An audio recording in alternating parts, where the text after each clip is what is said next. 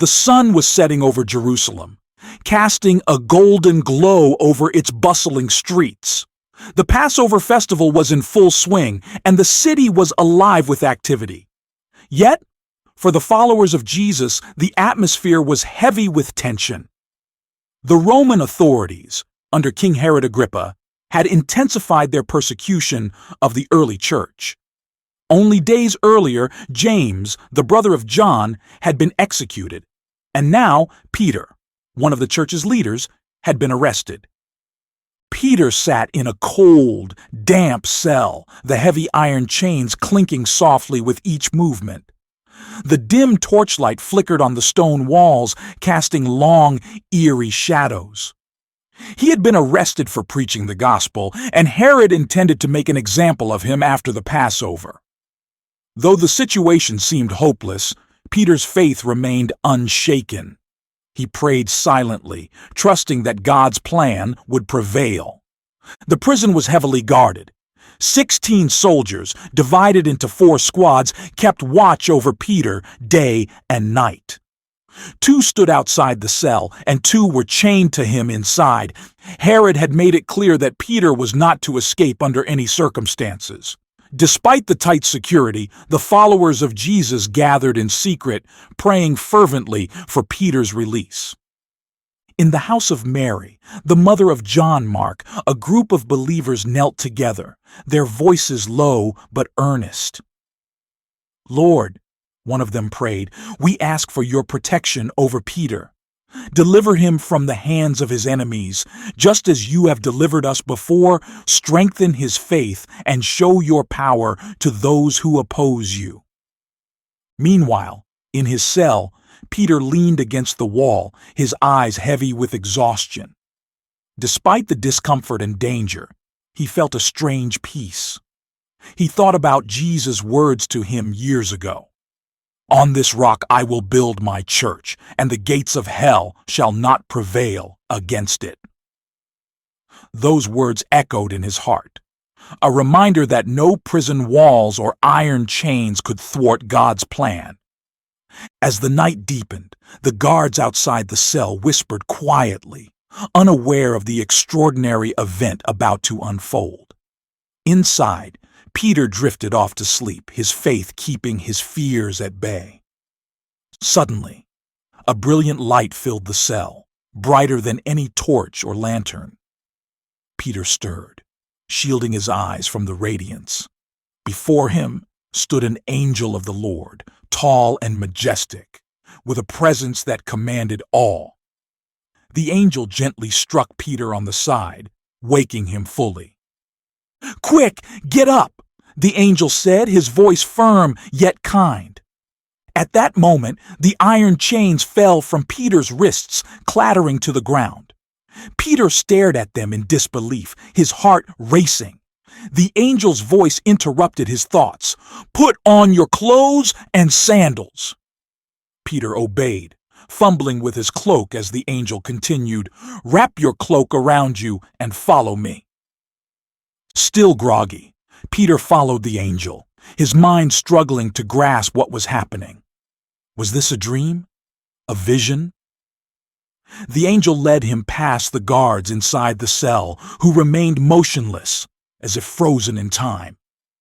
They walked through the corridors of the prison, the massive iron gates opening silently before them. Not a single guard stirred as they passed.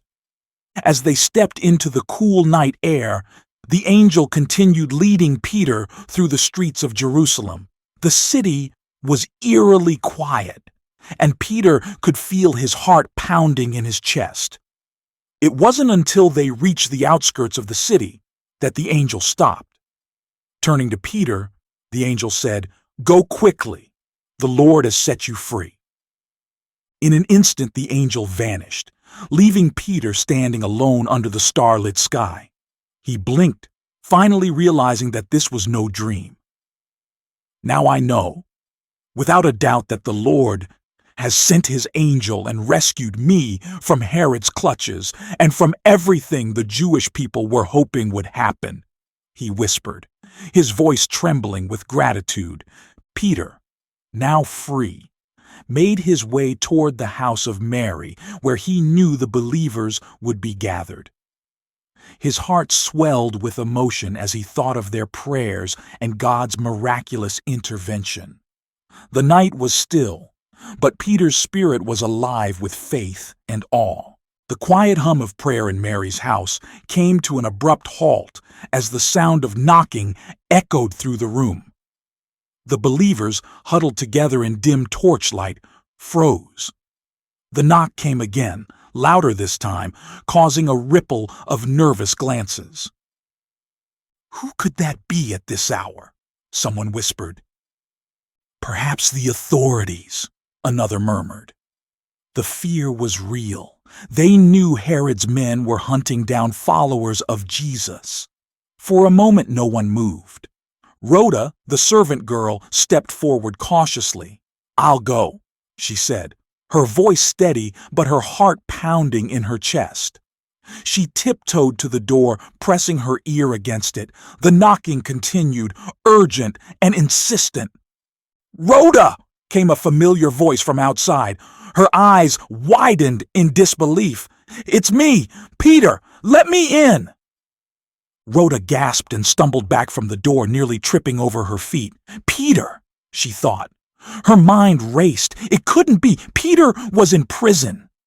But she knew his voice. It was unmistakable. Rhoda spun around and ran back into the room where the believers were gathered. "Peter is at the door," she cried, her voice trembling with excitement.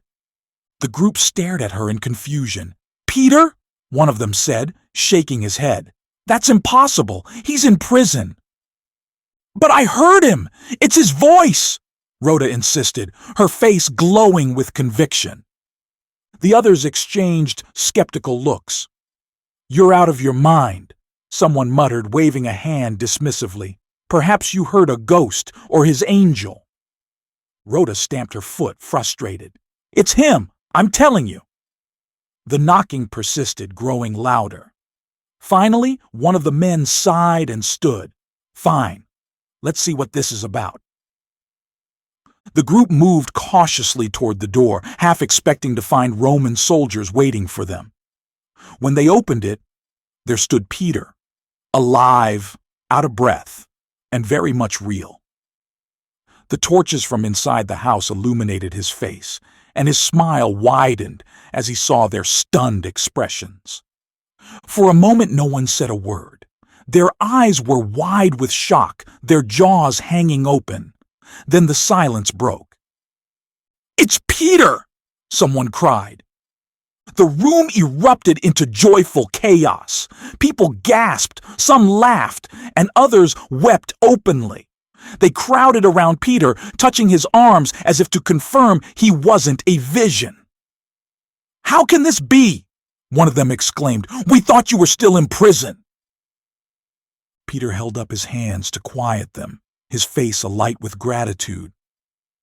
"Be quiet for a moment, and I'll tell you what happened," he said, his voice low but steady. The crowd settled, their excitement bubbling just below the surface. Peter took a deep breath and began. "I was asleep in my cell, chained between two guards. Suddenly, a bright light filled the room, and an angel of the Lord appeared. He struck me on the side to wake me and said, 'Quick, get up.' The chains fell off my wrists just like that." Gasps filled the room as Peter continued. "The angel told me to put on my clothes and sandals and to follow him. We walked past the guards. None of them moved, not even the ones outside my cell. It was as if they couldn't see us. When we reached the main gate, it opened by itself, and we walked into the city. It wasn't until the angel left me that I realized it was real, and not a vision." The believers shook their heads in awe, tears of joy glistening in their eyes. "The Lord has rescued you," someone whispered. "Yes," Peter agreed, his voice full of conviction.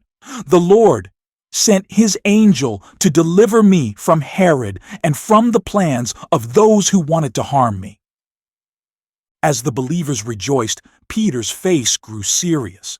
"But listen," he said, his tone quieting the crowd. "We can't stay here long. Herod will soon discover that I'm gone, and his soldiers will come looking for me. Go and tell James and the others what has happened. Let them know that God has answered your prayers."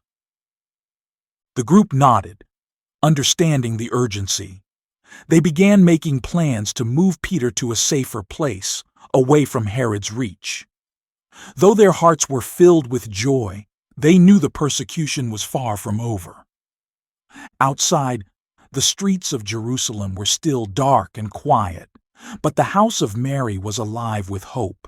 God had done the impossible. He had freed Peter from the chains of Herod's prison. The believers, who had prayed so fervently for his deliverance, were now witnesses to a miracle. As Peter prepared to leave, he turned to the group one last time. "Never stop praying," he told them. "Even when the situation seems impossible, trust in the Lord.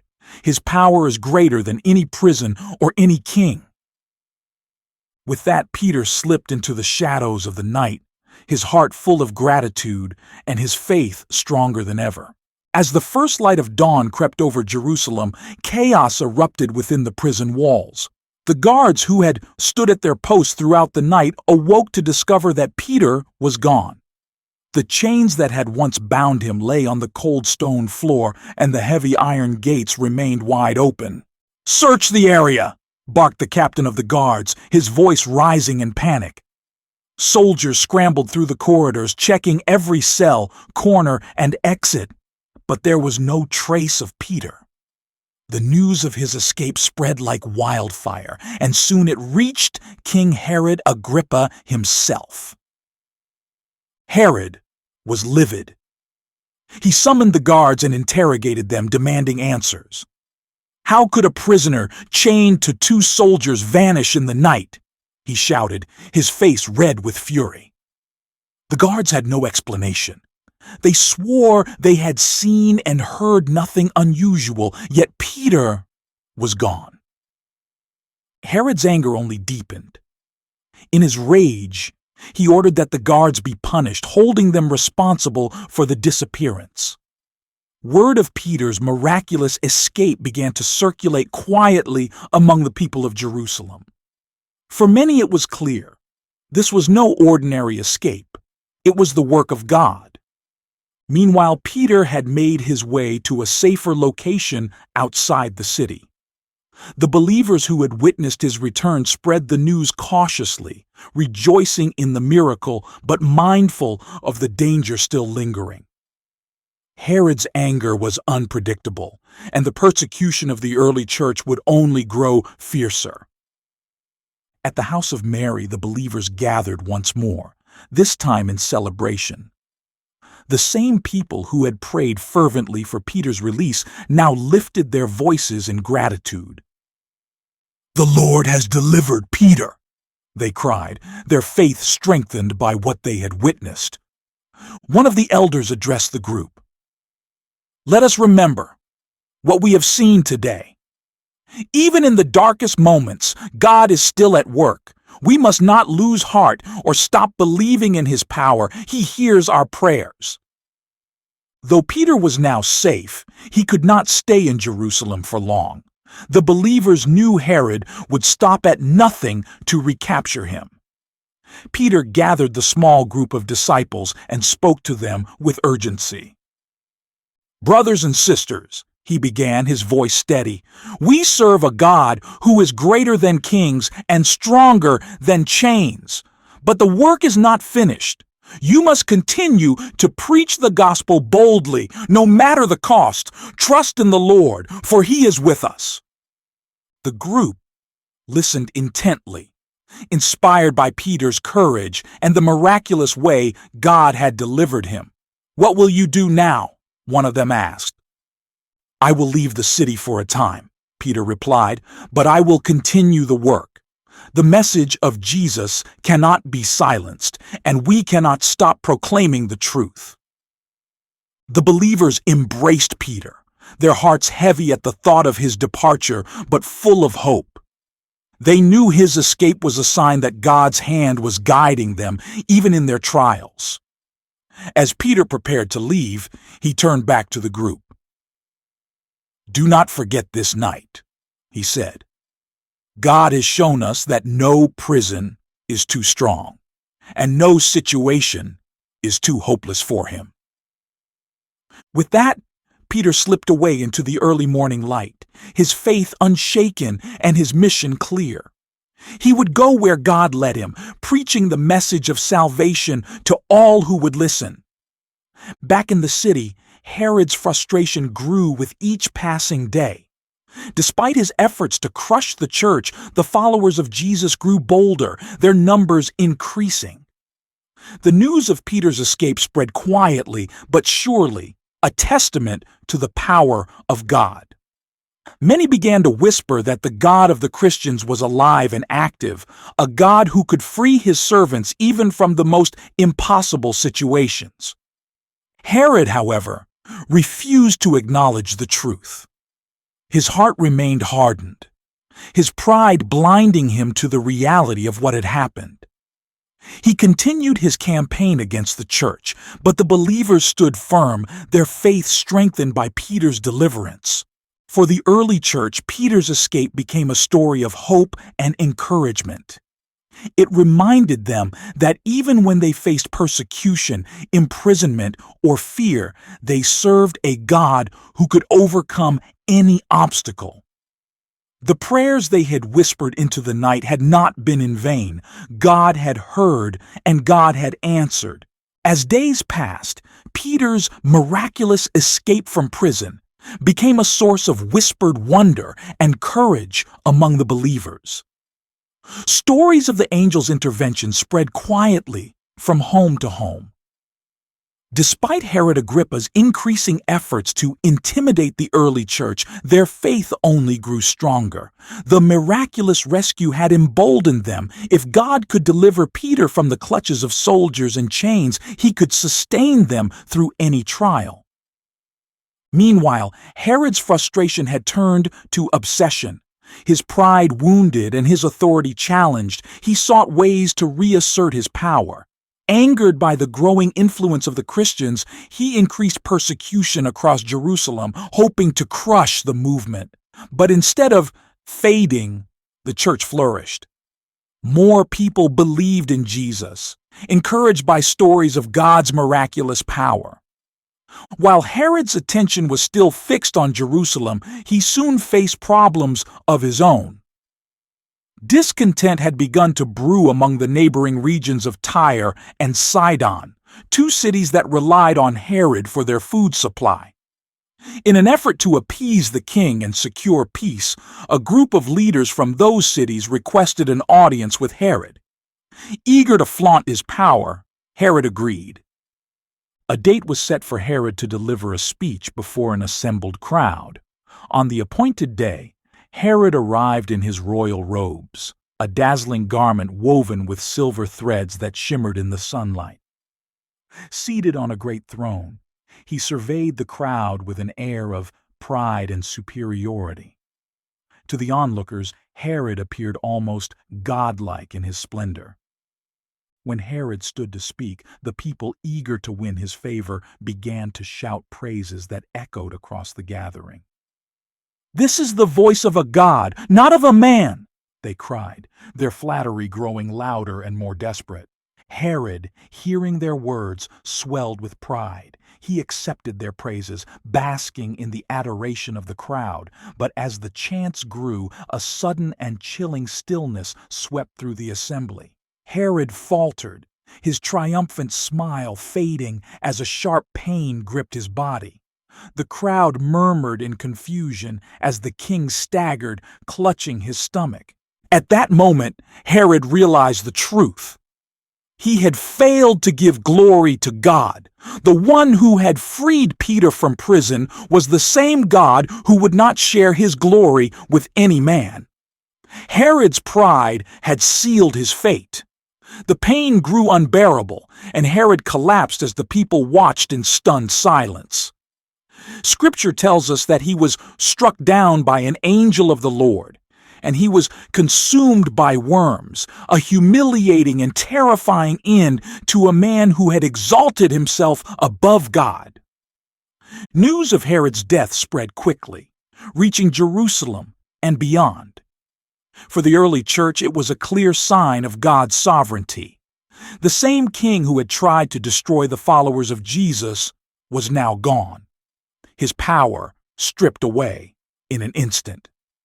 It was a reminder to all who opposed God's people: no earthly authority could stand against the Lord's will. In the days that followed, the church continued to grow. The believers, inspired by Peter's escape and the fall of Herod, preached the message of Jesus with even greater boldness. They no longer feared persecution, for they had seen firsthand that God was in control. Peter, now safely away from Herod's reach, continued his work spreading the gospel. Though he had been bound by chains, God had freed him to continue his mission. He encouraged the believers to trust in the Lord, no matter the circumstances, reminding them of God's power to rescue, redeem, and restore.